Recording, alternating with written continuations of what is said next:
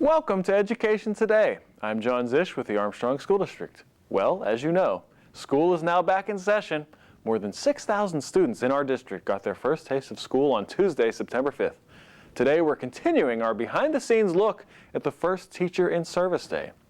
In Service is a day of teacher training that brought nearly 500 Armstrong School District teachers to West Shamokin High School near Rural Valley, PA. It happened September 1st. Teachers were treated to an inspirational message from nationally renowned speaker Bill Sanders. Today our show will focus on Bill Sanders' uplifting message to the teachers. Get ready to be inspired, because we believe it will also benefit parents, grandparents, and people from all walks of life. Let's take a look at Bill Sanders' inspirational message. My wife and I have two simple marriage philosophies. The first one simply says we don't let the sun go down on our anger. How many of you know that works? I will admit last month we were up 2 weeks straight. Some things you just don't feel like working through at that moment. But our second marriage philosophy is for all the men in here. I'd like to see the hands of all the men in here that are married. Would you please put your hand up? Thank you. Now I'd like to see the hands of all the men in here that would like to be married next year. Please put your hands up. This is not a trick question. There are men in here that are asking, should I do it or not? Can I have just a little bit more volume on this, please? Thank you. By the way, men, try this for 30 days, and if this does not add more bliss to your family, to your marriage, to your relationship, I will buy you the biggest steak dinner in town next time I'm back. All right? This is really the secret to our success. We were very fortunate to have just celebrated our 31st this past year, and we're very excited about that. But men, here's the secret. It's a simple thing. Try to remember it. It goes like this. I don't run her life, and I don't run mine. It was her idea, by the way.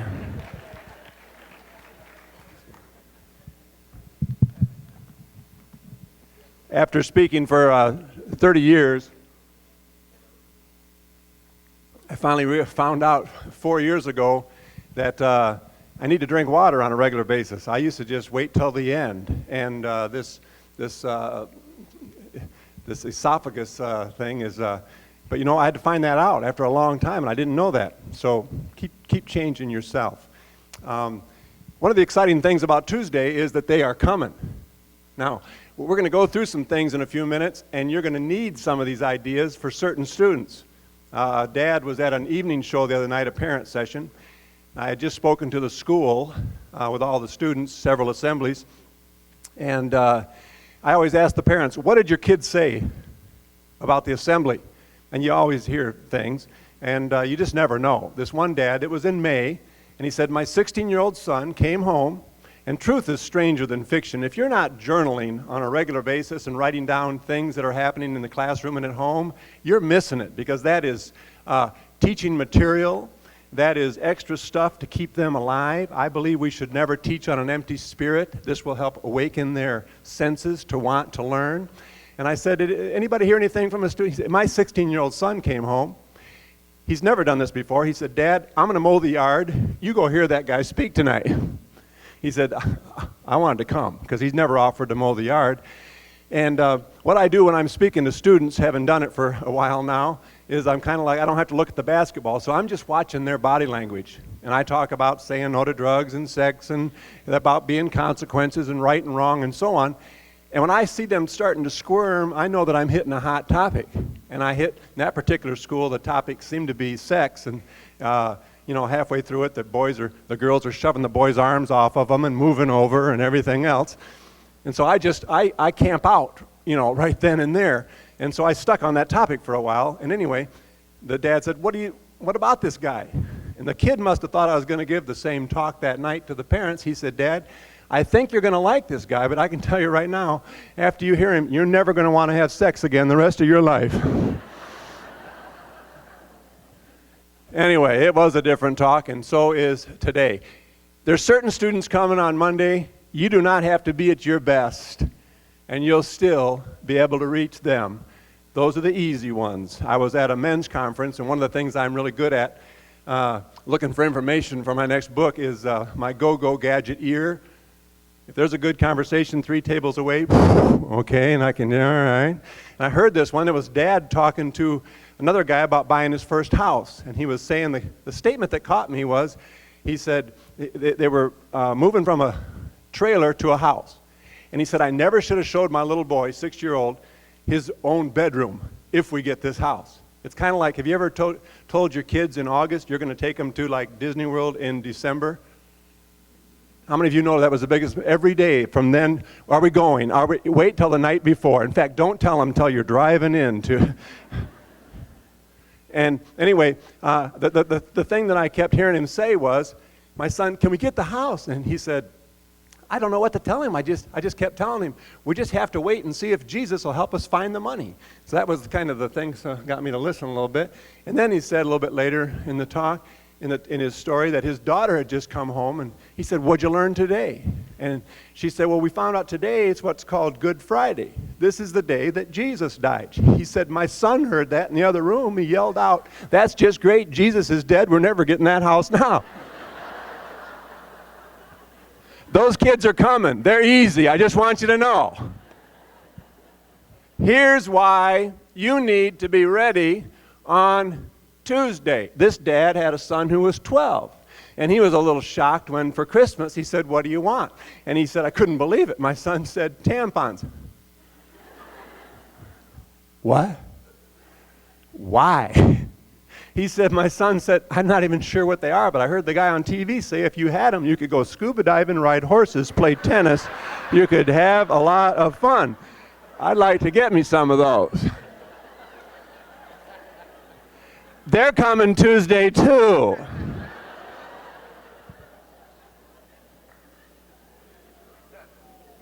Here's something about Tuesday.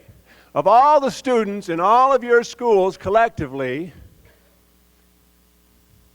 that you represent here, of all the hundreds and all the thousands of people that'll be in each one of your buildings on Tuesday, here's why you should have the best attitude of anybody. We did a little survey, and we found out that on Tuesday, of all the people in every one of your buildings, you are the only ones getting paid to be there. Now, how many of you think that when you're being paid, you ought to have a smile? Raise your hand. Okay, all right, all right. Have any of you ever bought anything recently where you were actually paying the person for a nice meal or for some furniture or some clothes? Yeah. And how many of you have noticed that many of them don't know they ought to be smiling when they're getting money? Raise your hands if you know what I'm talking about. All right? You're the only ones getting paid to be here. And I think you need to find as many ways as you can to touch their lives, because they desperately need you today more than ever. After flying for 30 years, last week was the first time I've flown since the new ban on liquids. And as I walked through O'Hare Airport and I heard that continual announcement, only baby food, and only this many ounces, and only if the baby is in your presence. And all I could think of was, I hadn't heard anything like that since my trip to Russia in 1991, after the communist wall fell. Folks, these are scary times. This is the first generation of young people that honestly do not believe there's a future or that they have one. I used to tell teachers, you need to have a good attitude in your classroom because students' lives are affected. Guess what? You need a good attitude in your classroom because your lives are affected too. They're shooting teachers today too, in case you didn't notice. Ladies and gentlemen, there's no way that any other group of 500 people could be more influential than this group right here. I've thought about this 1,000 times. Maybe one other group, and that would be a group of pastors and the like, but they have their same 200 for years and years. You have a different group, and you get to spend 1,000 hours in the classroom with them, those of you that are classroom teachers, and you can touch and change their lives. If a student leaves you after 1,000 hours and you get through the book, but you don't get through to them that there's something special that they can read, that you're going to stick with them until they can read, that they can find their trophy case, if you don't get through to them, maybe nobody else will. It amazes me after an hour assembly many times, kids will come up, or a teacher will come up, or a student or somebody and say, "You changed my life." I'm a stranger. I got them to laugh a little bit. I said some things that they believe. I answer some years 800 to 1,200 letters. I'm safe. But they're desperate, folks. They'd much rather talk with you. The surveys all show that they're after a few crumbs every day at the edge of your desk. Now, if I'm one of the 4 smartest kids, I get crumbs all the time from you. But I'm not talking about those kids. There's kids coming here on Tuesday that you at your worst will not touch. You will not ruin. How many of you know that you have kids in your classroom that in a few years they're going to come back and they'll be able to buy and sell all of us in 20 years? Who knows what I'm talking about? We got some amazing people. But there's kids in your classroom that are on the verge of quitting. They're on the verge of having sex for the first time Friday night because he's the only one that's ever said, "I love you." He's on the verge next Tuesday of doing something with his friend because his friend has control over him, and you've noticed something going on, but you haven't stated it. You are the difference makers, ladies and gentlemen. The single most important thing for success this year, the single most important thing for success in the classroom this year is your attitude and your outlook, period. If you want to find out what's in a kid's heart and he's in high school, your own son or daughter, you want to find out what their real moral fiber is, the single greatest way to do that, read the lyrics on the music that they're pumping in hour after hour. So if you want to see where your son or daughter lies emotionally, I'm talking morally, almost spiritually, read their lyrics. The single greatest contributor in the classroom for success is you. How many of you would like to know a secret? It's amazing how it works 100% of the time. Raise your hands if you'd like to know how to raise morale in the classroom anytime you want to. Raise your hand if you'd like to know that secret. Might as well put it down. There's no such thing. Because morale does not raise in the classroom, ladies and gentlemen. It filters down from you. Let's look at the handout and go through a couple of ideas that might help you become even more effective this year than last. Got some fill-ins here for you to just keep your attention, maybe to help you remind some ideas. We're going to go lickety-split.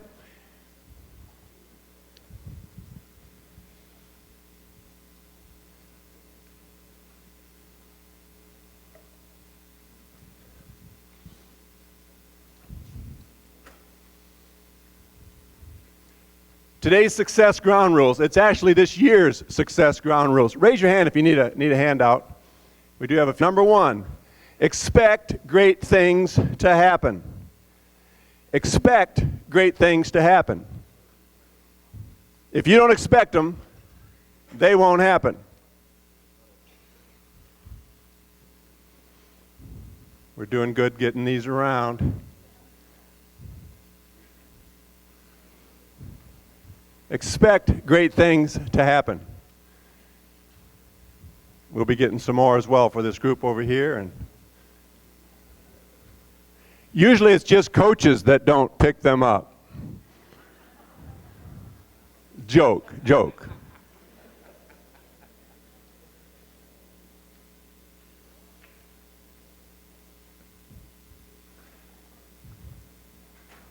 A couple of years ago, I spoke at a very large school in Grand Rapids, Michigan. Some 3,000 students. 3 days later, I got a letter from a girl that said a senior boy hung himself that night while I was talking to about 600 parents in the auditorium. She also said, they didn't know this at the time, but they found out that he and two others, during the changing of the classrooms when they went to the assembly, he and two others skipped school that last hour of the day and got away without being caught. They have a new policy at that school now. But they didn't attend the assembly. And her letter said to me, Mr. Sanders, all the kids in the hallways have been saying it. They honestly have been mentioning, and I wanted you to know this, that if he would have been here and heard your talk, he would probably still be alive today. Ladies and gentlemen, that's what keeps me going. I don't get a lot of those, but when I get any of those, I write them down to remember those, because that's what keeps me going. What keeps you going? If you're not writing down your successes, it's easy to focus on the problems and the pains. I need you to expect that great things will happen this year. Number 2, look for the donut and not the hole. Everything I say today, everything one of your administrators will say, everything one of your students, any of your students will do, you can find the hole in it. I'm asking you to look for the donut. I was in the teacher's lounge the other day. One teacher said to the other, they didn't know I was there. I'm just waiting for the principal to come in, do an assembly a little bit. And one teacher said, do you think it'll ever stop raining? The other one said, it always does. Which of those two are you? I was coming off the plane the other day. Little boy with his dad came off. It might have been his first flight. I don't know why he meant it, but he said, Dad, wasn't that great? His dad said, I didn't like it. And the little boy went from here to here and just followed his hero. And folks, you going to be helping those shoulders go back this year, or you going to be doing things to help them slump forward? Number 3, get involved. Creatively involved. The greatest teacher is always the greatest listener. By the end of today, I wish we could have a video on you. I really do. By the end of today, I will be able to tell, not everybody because there's too many, but I'll be able to tell, just after my short time, who the most effective teachers are, because you are the single best listeners. You are pulling for me. You pull for me with your eyes, you pull for me with your body language. That's just the kind of person you are. And you're pulling for everybody when you're with them. You can be with a kid in the hallway. You're pulling for them. You can be in the classroom, and your body language and your eye contact clearly says, I can teach all of you, and you can all learn. How many of you believe you can teach every single student in your classroom? Raise your hands. How many of you had college professors, and the first thing they said, this is a tough class, I want you all to know something. Half of you will flunk. Raise your hands. That means simply that she wasn't smart enough to teach every person in there. Ladies and gentlemen, don't look at your success by the 6 smartest kids in your classroom that are getting all A's. They're going to probably get all A's no matter who's there. Your success has to do with who can ask a question, who can be themselves. That's why it's vital for you to get involved. Number 4, write down thoughts and ideas that come to you. Today, the rest of my few minutes, if an idea comes to you, I might talk about a story about my dad. Maybe one will come to you from your dad. I learned this 30 years ago at my first speakers convention. I was watching Zig Ziglar speak, and man, it was good stuff. And I was writing down his jokes. I was writing down his stories. And I'm so glad that Jeannie Robertson, wonderful lady, awesome speaker, came over to me and said, what are you doing? I said, man, he's from Dallas, I'm from Michigan. Nobody's heard this stuff. I'm going to write this down. She said, you'll never speak outside your hometown. When he says something about this, you have that remind you about something. You got a million stories in there, Bill. You get your own. I've written 14 books just on daily quiet time of writing down little things that happened the day before. And if you are not journaling and writing down ideas and successes, guess what? You won't have all that stuff to reflect on and stay strong. Did you hear a few minutes ago when we first got started? It was about the teacher that had to teach physics. He didn't complain. And at the end, when you were saying, thank you very much for that attitude. said, it's the fastest year I ever had. Man, I had to keep going. Man, it was awesome. Man, the year zipped by. How many of you have noticed that the summer goes faster than the school year? You want to help it go faster? Get involved by making sure that every student comes out a different person, not just getting through the book, but getting through to the kid, getting through to the student. How many of you know your subject matter? Raise your hands. The boss is here. You may want to raise them a little higher. I'm serious. Now, how many of you know your subject matter? Raise your hands. All of you. Guess what? Teachers know their subject matter. Life touchers know what to do in January when the subject doesn't matter. How many of you know that in January the subject you're teaching probably isn't going to matter to many of your students? Raise your hand. Here's what's sad. How many of you know students that today, on Tuesday, September 5th, the subject you're teaching won't matter much either? Raise your hand. That's sad. Here's one sadder still. How many of you know of fellow colleagues who the subject they're teaching doesn't much matter to them? Don't raise your hands. And do not point, please. Thank you. Ladies and gentlemen, the single greatest contributor in your classroom to success is you. Period. Number 5, be an enthusiastic listener. When you listen to a kid, make sure they know you're listening to them. They're the most important person in the world. Next, take care of you. Refuse to quit.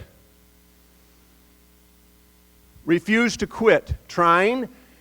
Refuse to quit loving. Refuse to quit caring. Or refuse to gossip. Or refuse to use sarcasm. You know what sarcasm is? It's anger with a smile. You know who it affects the most, the worst, always? Kids. You know who uses it?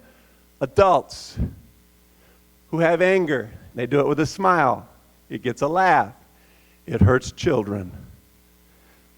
Number 2, don't compare. How many of you have other friends that you hang out with regularly in life, in your hometown? They have another profession, and somehow, they don't use words all the time, but on a regular basis, they're always kind of telling you that they're making more money than you. Anybody know what I'm talking about? Don't compare. The number one cause of inferiority is the same between students and teachers. Did you know that? The single number one greatest cause of inferiority, guess what it is? Comparison. Man's driving this old car, pulled up next to a Rolls Royce, hollers at him. Rich guy puts his window down. The guy says, do you have a phone in that car? He says, yes, one in the front, one in the back. He goes, I got one too, I guess we're even. He says, do you have a TV in that back? Yes, I do, a 12-inch in the front, 16-inch in the back for my guest. I got a little one, I can plug it right in my cigarette lighter anytime I want. I guess we're easy there, even there too. He said, do you have a bed in that car? He said, sir, no one has a bed in their car. I do, my back seat folds right out into one, so I guess I'll see you later, bye. He drove away. The guy in the Rolls, he was driving, he went right back to the dealer and said, I spent all this money for this Rolls. I want a bed in my car, bigger than his. Come on, get me. 20 grand later, he had this king-size bed that folded right out in the back of that car. Of course, it's no good unless you can show it off.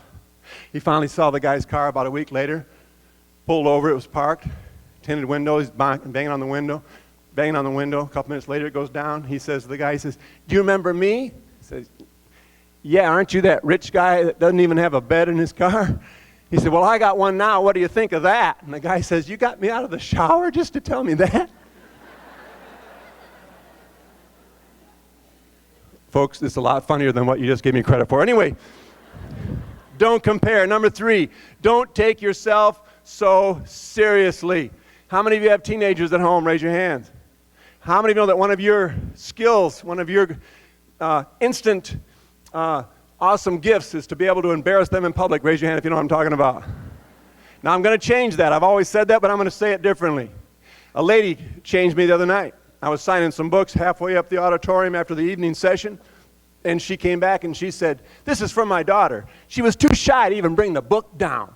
I said, that's okay. Got to love those shy ones. I got a couple myself. You know, us big mouths, it sure does help have some listeners around. And then the daughter came over there, and I'm not kidding you, around 20 other parents right there. She said, here she is, too shy to even bring your book down. And the girl went instantly red and just slunk off. I couldn't believe what I did next. I felt like one of the nuns. I used to go to Catholic school, and they used to grab the ear, and you'd fly behind them, you know. But I couldn't believe it. I kind of grabbed her arm and I said, come with me. I got her over here. I couldn't even believe I was doing it. I got the mother kind of off to the side and I said, do you realize what you just did? What? I said, you just totally embarrassed your daughter. She said, you told us to. I've always said embarrass your kids in front of them. So I always say it differently with that story now. Embarrass yourself in front of your kids. If they freak out, it's okay. But you never embarrass them in public, you embarrass yourself in public. All I ever had to do to get my kids to freak out a little bit, don't take yourself so seriously, I just put Oreos in my teeth, smiled at strangers. My kids run like crazy.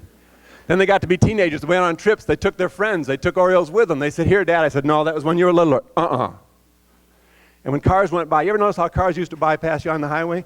I think about 5 years ago, people used to mind their own business, you know, like this. Have you ever noticed lately, or is it just me, when they go by you, it's like they're intrigued with the guy's or the lady's left ear when they go by and they go, raise your hand. Do you know what I'm talking? Is it just me? So they make me put Oreos in my teeth, and when the people go by, I got slow down and I just go. And we watch how many times they swerve in the next 5 miles. We were on vacation a couple years after that. I didn't have any Oreos. I kind of ruined the trip. How many of you know that dads are good at ruining the trip? Raise your hand. Anyway, I ruined the trip, and I had to make my daughter laugh. We're coming back, and we're on the airplane together. We're coming back from Alaska. I got some great tickets when I spoke up there to go back to Alaska, and we're coming back, and my daughter was like 14 and just miserable, hated the trip. And so I didn't have any Oreos. I needed to make her laugh. I had some raisins. I tried sticking one in my tooth. It didn't work. I did something stupid. I put one in my nose. Thought it'd be funny, just kind of hanging out, and I went like this. She looked at me and did this. I'm not sure what happened next, but I sucked the raisin right up to here. Don't take yourself too seriously. Number 4, every day have a real good outlook and attitude. And if you don't come up with a reason to have a good outlook and attitude every day, that's your fault. That's your problem. Raise your hand if you are thankful that you have eyes that work. Raise your hand, please. Okay, now put your hands down.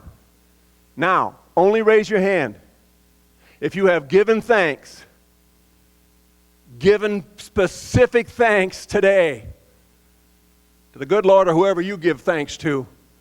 If you've given specific thanks to anybody or just were thankful today, sometime earlier today than right now, about your eyes, put your hand up, and only if you've given specific thanks. There we have one hand, we have another, we have a scattered few.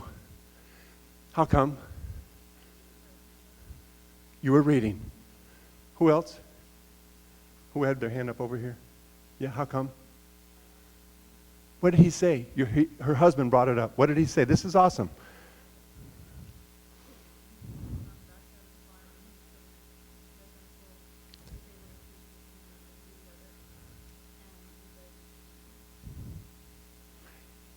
Her husband was on the back side of the farm. I don't even know if they live on the farm. He maybe was just at the neighbor's house walking around. No, I think it's their farm. But the husband was on their property and just said, this is so beautiful, we need to give thanks. That is a beautiful thing. Anybody else? I saw a couple more hands. Now they're going to act like, I've never seen you, I do not know you. We thought it was safe to raise our hands a minute ago. That is unbelievable, ladies and gentlemen. Usually the only people that raise their hands are people that are losing their eyesight, have just gained the eyesight back in an eye, or something very, very serious like that. The rest of us didn't. I could name 1,000 things like that, ladies and gentlemen. You know why we have a blasé day when we do? You know why we don't have a good outlook? We're looking at TV saying, if you get this, you can have a good day. If you buy this, you can have a good day. We're listening to our friends say what they say. Well, that's our show for today. I hope you enjoyed our journey through Armstrong School District's Teacher in Service.